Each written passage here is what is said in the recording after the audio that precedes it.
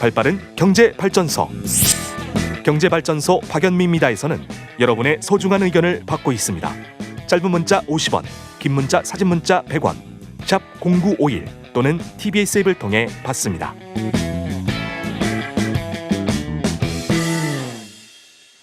매일매일 참 뉴스가 쏟아지는 게 우리나라 상황입니다만 사실 개인적으로는 어제 제일 주목했던 뉴스가 유은혜 교육부 총리가 2학기에 등교를 시켜줄지 안 시켜줄지 바로 그거였습니다. 일단 4단계라고 해도 특정 학년들은 무조건 학교에 간다. 일단 안심했고요. 학교에 가급적 오게 하겠다고 얘기를 하는데 지금 우리가 코로나 이후에 아이들이 원격 수업으로 선생님을 화상으로 만난 게 벌써 3학기째거든요.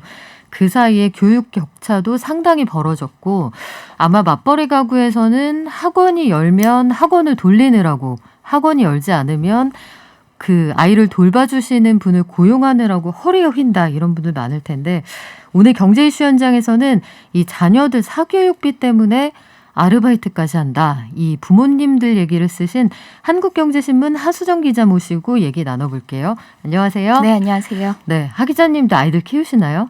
키웁니다. 네, 예, 혹시 2명의 엄마예요. 아, 그러시구나. 저도 네. 지금 초등학생 하나 키우는데 일당백인 아들이라 아주 허리가 휘청합니다. 얼마 전에 관련 조사 결과도 나왔는데 대한민국 부모들이 자녀 한 명에게 쓰는 사교육비가 만만치 않더라고요. 네, 이제 매년 통계청하고 교육부가 초중고 사교육비를 조사를 해서 발표를 하고 있는데요. 일단 사교육비에 뭐가 들어가는지 간단히 설명을 드릴게요. 일단 여러분들이 많이 보내시는 일반 학원, 교과 과목이죠. 국영수, 과학, 논술 그런 학원비가 들어가고요. 그리고 과외비도 들어갑니다. 네. 그리고 체육, 음악, 미술 이런 이제 예체능 학원 들어가고 또 인터넷 강의 우리가 인강이라고 하는 그것도 들어가고요. 방문 학습지도 하는 그것도 사교육비로 들어갑니다. 그런데 이제 우리가 그 방과 후 학교 보낸다거나 그리고 또 이제 강남 일부에서 열풍이 좀 불기도 하는데 진로 컨설팅하는 그런 건 빠져요. 그리고 어학 연수비도 빠집니다. 그래서 그런 것들을 모아서 조사를 해봤더니 전체 우리나라 초중고 사교육 시장은 한 연 20조 원 정도로 추산이 되고 그리고 1인당 월 평균 사교육비가 28만 9천 원으로 지난해 나왔어요. 요거는 2019년에 비해서 한 10% 정도 줄어든 수치입니다. 일단 학원을 보낼 수가 없으니까 사교육비가 줄어들지 않았을까 싶은데 28만 9천 원 이게 적은 돈은 아니겠습니다만 사실은 와닿지 않는다는 분들 많을 수가 있어요. 이 정도면은 아마 중고등학생 기준으로는 한 과목 수강료가 안 될 것 같고 초등학생으로도 한 2과목 정도 학원비가 될까요? 이 현실하고 약간 거리가 있다 이런 주장도 있는데 이 격차는 왜 벌어지는 거예요? 그러니까 그거를 설명을 드리려면 정부에서 어떤 식으로 조사를 하는지에 대한 이해가 좀 필요한데요. 이제 정부에서 전국의 학생 한 8만 명 정도를 표본 추출을 해요. 그래서 그 학부모들이 이제 조사 홈페이지에 직접 들어가셔서 입력을 합니다. 그러니까 이제 설문조사 방식인 거예요.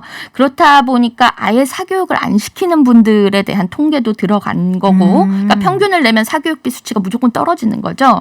그리고 어떤 분은 일부 사교육비를 누락해도 일일이 이제 확인은 안 되는 거죠. 그렇죠. 그래서 한마디로 우리나라 학원들, 인강업체들 그런 매출 총액을 더한 게 우리의 총 사교육비 시장이 아니라 이 통계는 그러니까 표본 학부모들이 설문으로 답하는 방식이에요. 그래서 현실과는 좀 괴리가 있다. 그래서 민간에서도 사실 이런 사교육비 조사 통계가 굉장히 많은데요.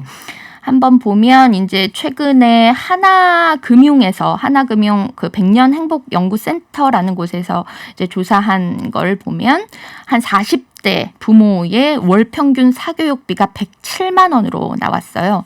자녀가 1명이면 월 평균 한 78만 원, 2명이면 121만 원, 3명 이상이면 123만 원으로 나왔습니다. 약간 확 올라가는 느낌이죠. 아이고, 앞자리가 달라지네요. 이게 현실을 반영한 숫자 같기도 하면서 이렇게 해서 노후 준비는 누가 하고 소는 누가 키우나 이런 생각도 드는데 28만 9천 원하고 107만 원 거리가 참 멀어 보입니다. 근데 하수정 기자님이 직접 그 아이들 둔 부모님들을 만나서 취재를 하셨는데 현장에서 만나는 학부모들은 어떤 숫자에 더 가깝다고 얘기를 하던가요? 그러니까 사교육비라는 게 굉장히 편차가 커요. 그렇죠. 그래서 좀 논란이 많고 조심스럽기도 합니다.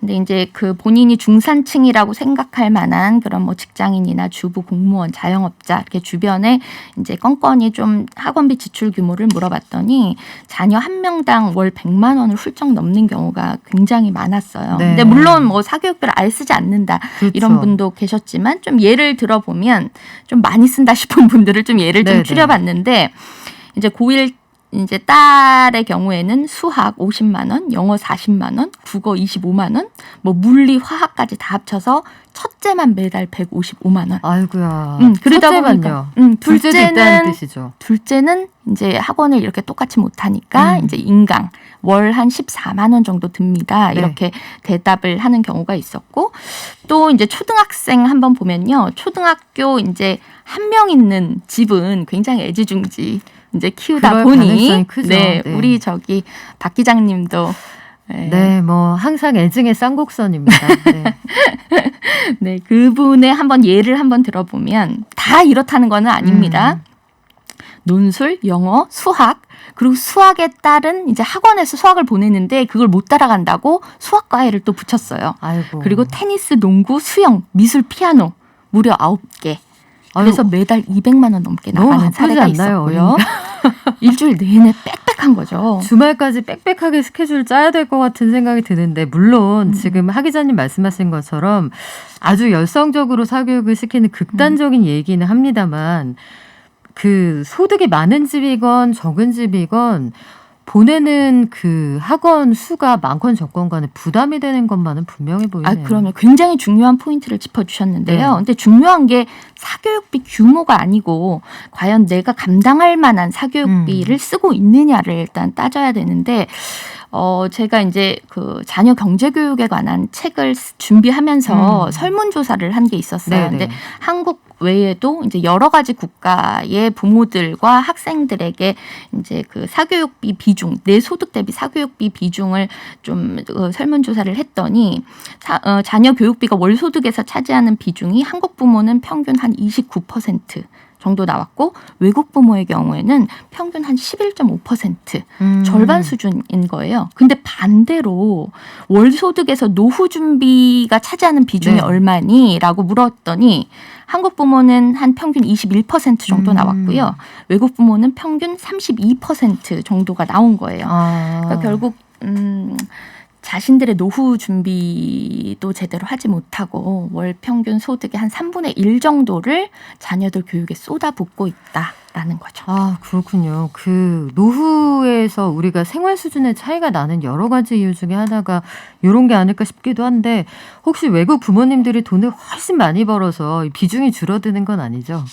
그래서 국가들별로 사실은 제가 네. 조사한 거는 이제 미국에서 이제 뭐 홍콩, 뭐 싱가포르, 뭐 여러 가지 국가의 이제 거주자들을 상대로 조사를 한 건데 물론 소득 수준이 틀리지만 소득 대비 비율로 봤을 때 그렇다는 거기 때문에 우리는 소득 대비 비율이 좀 높았다. 상대적으로 높은 건 뭐 분명히 보이네요. 그래요. 저도 미국에 있을 때 사교육 학원이란 걸 사실은 본 적이 없거든요. 그러니까 학원이 없으니까 그렇지만 뭐 거기도 열성적으로 시키는 뭐 사커맘, 헬리콥터맘 이런 분들은 뭐 일부 있습니다만 우린 평균적으로 그런 분위기가 좀 조성이 돼 있는 것 같아요. 이게 자식 잘 되라고 학원에 보내는 거긴 한데 그쵸. 학부모님들의 이 마음은 알겠는데 이게 부담이 돼서 실질적으로 어떤 방식으로 이것들을 벌충해서 학원을 보내는 거예요? 그러니까 보통은 이제 지금 말씀하셨다시피 이제 코로나 때문에 학습 격차가 굉장히 많이 벌어졌다라고 그렇죠. 하셨잖아요. 그래서 학습 공백 때문에라도 이제 보내는 경우가 많고 하지만 모든 부모들이 사실 목표가 하나입니다. 대학 입시.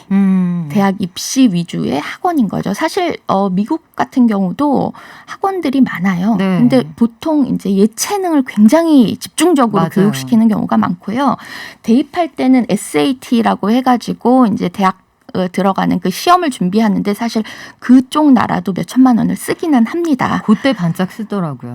하지만 우리나라는 목표가 다양하지는 않은 것 같아요. 상대적으로 대학 입시 그 다음에 대학 입시가 끝나더라도 이제 대학생들도 사교육을 많이 하는데 취업 준비를 위한 이제 사교육비를 많이 쓰게 되는 거죠. 학원비를 감당하는 이 시간이 언제 끝날까 이런 생각도 드는데 이게 소득으로 다 그 커버가 안 되는 집들도 분명히 있을 거라고요. 당연히 그럴 겁니다. 그리고 소득 대비 사교육비를 과도하게 쓴다 그러면 추가로 수입이 필요할 텐데 이런 부모님들은 어떻게 충당을 하신다고 하나요? 제 주변에 이제 있는 분들 그리고 여러분들을 취재를 해봤더니 뭐 이제 주부였던 분들이 마트 아르바이트를 추가로 뛴다든지 아니면은 뭐 아빠가 투잡을 뛴다든지 그리고 이제 할머니 할아버지 조부모 찬스를 쓴다든지 그런 경우도 찬스. 있었고요. 심지어 이제 뭐 특목고라든지 뭐 이런 것들을 앞두고 대출을 받아서 사교육비를 충당하는 경우도 봤습니다. 알바에 대출까지 이 애들이 엄마 아빠가 이렇게 키워준 거 알아야 될 텐데 근데 그 하수정 기자님이 미국에 계셨을 때 네. 그때 만났던 한 엄마 생각이 났다고 하셨어요. 이게 이상적이면서도 현실적인 사교육 저는 이게 가능할까 이런 생각을 해봤는데 어떤 사례였습니까? 조금 재밌고 쇼킹한 사례여서 제가 이제 짧게 설명을 드리면 이제 가족들끼리 모임이 있었는데 어느 한 이제 한국 엄마였어요. 이제 미국에 이민 와서 이제 같이 이제 어울리게 됐는데 그분이 어느 날 저녁을 먹다가 급하게 이제 나가야 된다라고 하더라고요. 그래서 어디 가느냐 이렇게 물어봤더니 오늘 자녀들의 투자 설명회가 있다. 라고 하시는 거예요. 자녀들의 투자 설명회. 아이가 셋 있는 엄마였는데 이제 첫째는 고등학교, 이제 중학교, 초등학교까지 이제 있는 엄마였는데 아무래도 이민자다라 보니까 좀 소득이 충분하지 않고 빡빡하게 사는 가정이었지만 이제 아이들한테 이제 배움의 기회는 주고 싶고 그런데 이제 소득은 한정돼 있고 그러다 보니 아이들한테 석 달마다 한 번씩 투자 설명회를 열어라. 라고 합니다. 그래서 아이들이 내가 무엇을 배우고 싶어. 나한테 투자해. 라고 설명회를 여는 거예요. 아이들 초중고 그 3명의 아이들이 엄마 아빠한테 그러니까 그렇죠. 투자자죠. 그 예비 투자자들에게 1번보다 2번에게 투자하면 보다 합리적인 이유를 설명하라는 거예요. 그렇죠. 야. 한 명한테만 투자를 해주겠다. 석 달 동안 성과를 내라. 예산이 한정돼 있으니 너희 셋 중에 가장 유망한 친구에게 합리적으로 나를 설득하면 학원에 보내주겠다. 그거 재밌네요. 그래서 어떤 친구가 엄마를 설득했습니까? 결국은 제가 나중에 전화로 물어봤더니 이제 첫째 이제 고등학교 딸 아이가 SAT 학원을 보내달라고 설득을 하면서 연도별 상황 계획 그리고 제가 어떻게 무엇을 해서 상환을 할 것인가까지 제시를 했다는 거예요. 그래서 중학교와 초등학교 아이들이 두 손 두 발을 다 들고 3개월 뒤를 내가 공략하겠다 라면서 일을 바드득 알았다. 일단 불리하네요. 이게 입시가 하나 있고 그렇죠. 고1 첫째는 아무래도 학원비가 비싸니까 좀 더 치밀하게 프리젠테이션을 준비했을 텐데 이게 좀 낯설지만 합리적인 방법이라는 생각이 들어요. 그러니까 여기에 포인트가 뭐냐면 사실 부모가 아이들을 억지로 학원을 뺑뺑이 돌리는 경우가 많잖아요. 스케줄 쫙 짜서. 그런 경우가 있죠. 그렇죠. 그런데 그게 아니라 아이들이 간절히 원할 때 투자를 해주는 방식인 겁니다. 그러면 자기가 가고 싶다고 했으니까 더 열심히 할 거고 그렇죠. 쓸데없거나 관심 없거나 소질 없는데 안 가게 되겠네요. 배움을 굉장히 열망하게 되는 그런 효과가 있는 거죠. 그 이런 방식은 어떨까요? 내가 너 우리 집에서 내 돈 쓰고 내가 너한테 투자하고 있으니까 회당 학원비가 이 정도 된다는 거 너도 알아야 돼. 나 새벽부터 되게 열심히 일한다. 요 알려주는 방법은 어때요? 굉장히 좋은 방법입니다. 이제 제가 또 권하는 방법이 뭐냐면 학원비 구조 조정을 해보아라라는 건데 이제 가족 회의를 일단 여시고요. 그래서 이제 부모의 소득과 현재 지출 현황 그리고 특히 사교육의 그 비용의 세부 지출 내역을 자녀하고 공유하는 겁니다. 그리고 부모가 감당할 수 있는 사교육비의 상한선도 제시를 하는 거고요. 그러면 이제 우리의 소득 수준이 이만큼이고 우리가 감당할 부분은 이만큼이야. 근데 너희가 투자를 해서 어느 정도 성과를 냈을 때 우리는 이거를 감당을 했을 때 더 오히려 우리 가정이 잘 꾸려나갈 수 있을 거라는 것을 수치로 아이들을 아이들과 함께 하고 만약에 불필요하거나 이제 과도했다라는 거는 아이하고 상의를 해서 구조정을 하고 그런 기회를 가져보는 거는 굉장히 좋은 방법이죠. 그래요. 그리고 그 소질하고 적성을 뭐 그 단순하게 일찍 판단하기 좀 이르다 이런 의견도 있겠지만 저는 초등학교 1학년 때 예체능을 싹 접었습니다. 예체능이 아니구나. 판단이 빨리 되더라고요. 이건 탤런트가 있어야 되는구나 해서. 그리고 또 하나 이제 또 중요한 포인트를 또 하나만 더 알려드리자면 각 과목별 해당 학원비를 꼭 알려주는 것이 좋아요. 해당. 예를 들어서 이제 교과 학원 같은 경우는 보통 이제 뭐 강남이든 어디든 보면 하루에 한 2-3시간 정도 하면 4-5만 원 정도 내거든요. 그래서 이제 한 번 빠지면 사실 5만 원이 훅 날아가는 그렇죠. 거예요.